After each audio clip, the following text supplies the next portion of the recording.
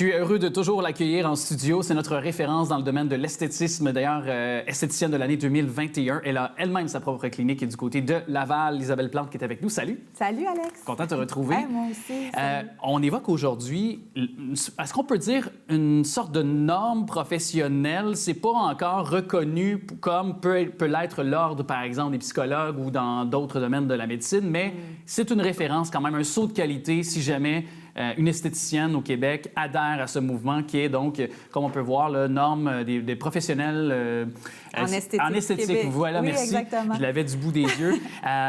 Et pourquoi c'est important, selon toi, d'y adhérer à cette norme-là? Bien, parce qu'en fait, la norme, c'est ce qu'on a de plus haut de gamme. Donc, ça va vraiment aller chercher la crème de la crème en tant qu'esthéticienne. Donc, si on est une esthéticienne qui désire, en fait, faire une carrière dans ce domaine-là et d'être pris au sérieux, bien, la norme, elle est là justement pour nous diriger et nous encadrer pour avoir plus de formation, pour avoir des formations pertinentes dans notre domaine et aussi pour se démarquer de la compétition parce que c'est vraiment le nerf de la guerre dans notre domaine. Oui.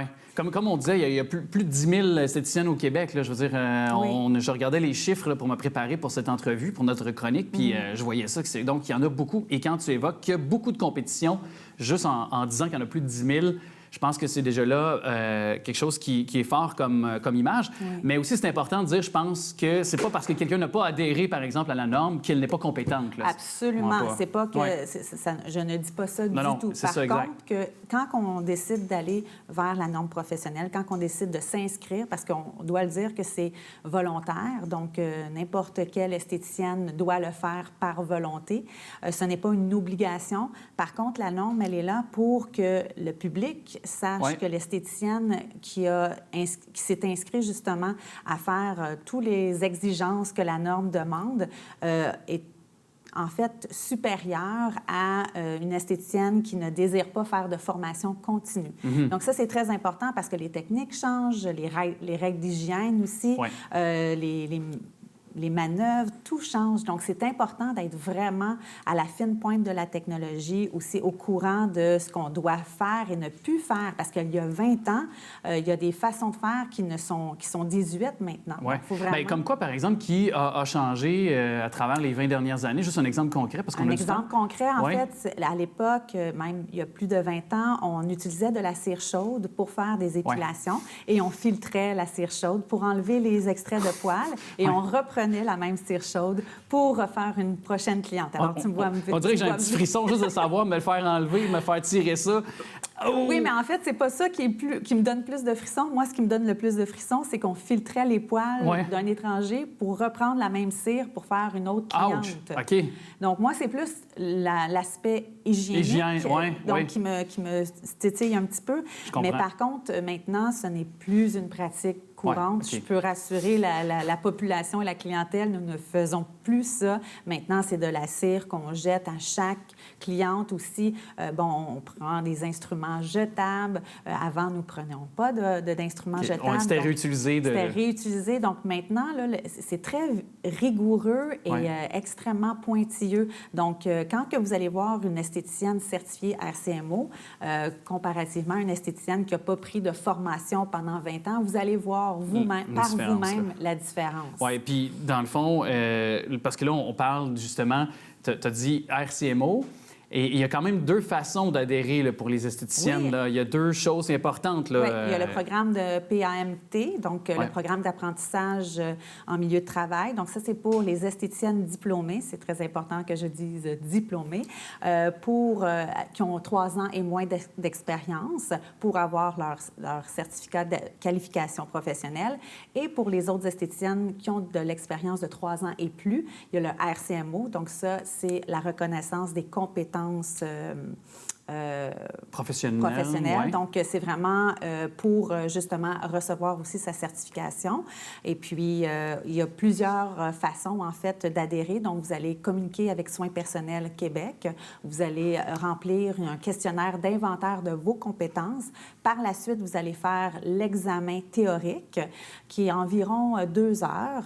Donc, c'est des mises en situation avec des choix de réponses. Donc, si vous êtes une esthéticienne très, très ardu à votre travail et très passionné, je vous rassure, vous allez être capable de passer au travers cet examen. Et le dernier examen, qui est l'examen pratique, qui est d'environ 3h30. Donc, on vous offre de faire un soin de base avec aussi une épilation et aussi une manicure de base. Donc, c'est vraiment... Et toi, tu es ambassadrice, donc tu évalues des aspirantes, je veux dire comme ça, aspirantes esthéticiennes, par exemple, ou esthéticiennes, bon, peu importe, là, sexe masculin, féminin.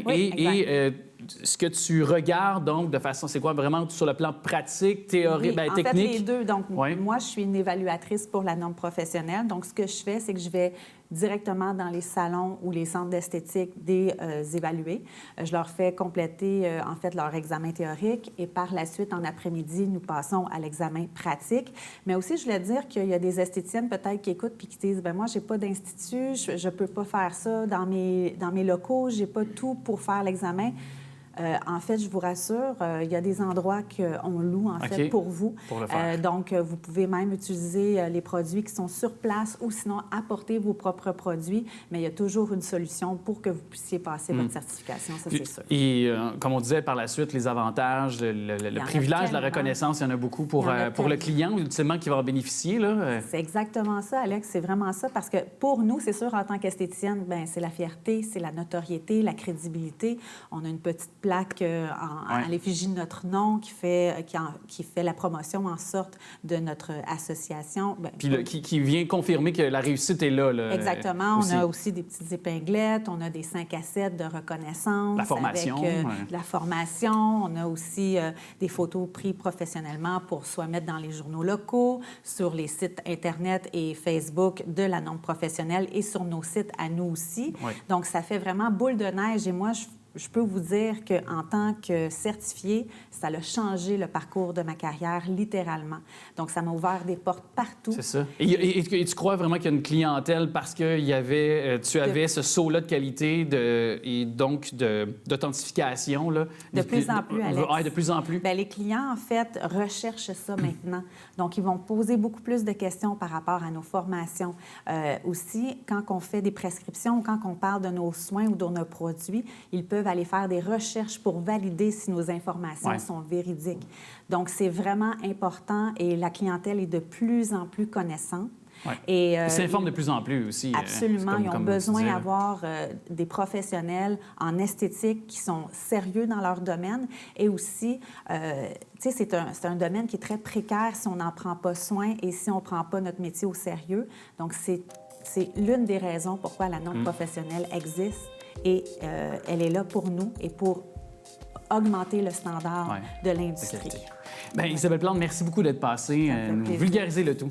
Ça me fait plaisir, Alex. Salut.